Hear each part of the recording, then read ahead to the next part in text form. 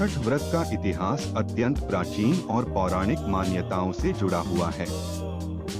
यह पर्व मुख्य रूप से सूर्य देवता और षष्ठी देवी छठी मैया की उपासना का पर्व है, जिसे बिहार, उत्तर प्रदेश, झारखंड और नेपाल के तराई क्षेत्रों में विशेष रूप से मनाया जाता है।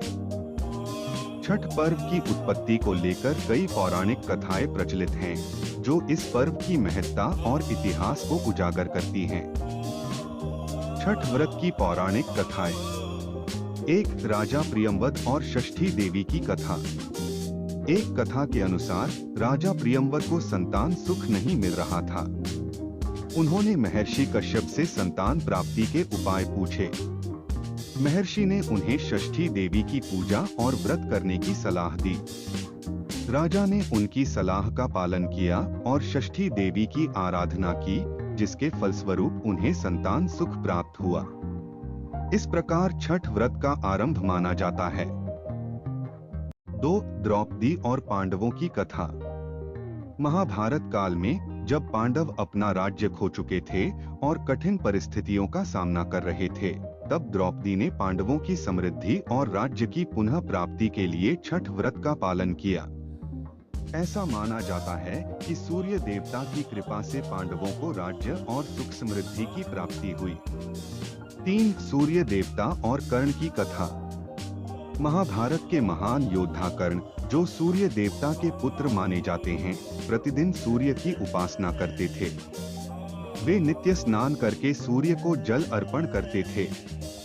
कर्ण को सूर्य देव से अद्भुत शक्तियां प्राप्त हुई थीं और उन्हें यह आशीर्वाद भी प्राप्त था कि वह अजय रहेंगे।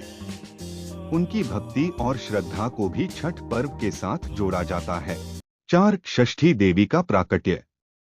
हिंदू मान्यताओं के अनुसार ब्रह्मा जी के मानस पुत्र मरीचि के वंशज प्रजापति कश्यप और उनकी पत्नी अदिति से षष्ठी देवी का जन्म हुआ।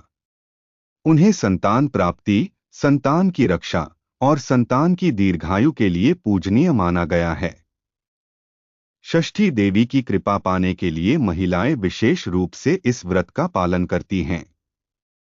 छठ पर्व की परंपराएं और अनुष्ठान। छठ व्रत में 4 दिनों के कठोर नियमों का पालन किया जाता है।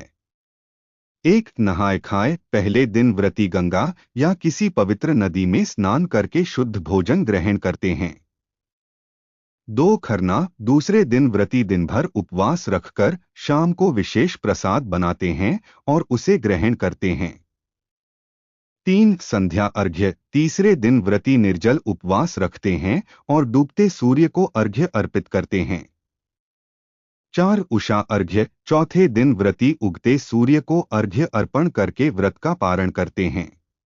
छठ पर्व भारत के कई राज्यों में धूमधाम से मनाया जाता है, खासकर उत्तर भारत में। छठ पर्व विशेष रूप से निम्नलिखित राज्यों में मनाया जाता है।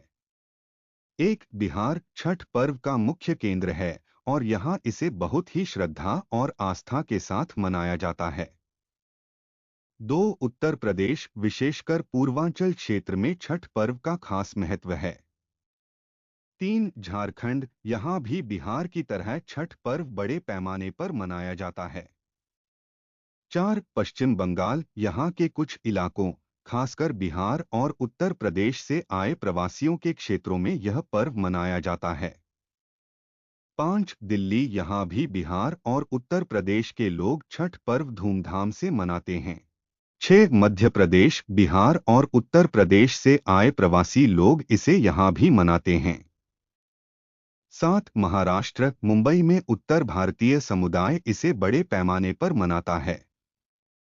8. हरियाणा। विशेषकर NCR नेशनल कैपिटल रीजन क्षेत्र में इसे मनाया जाता है।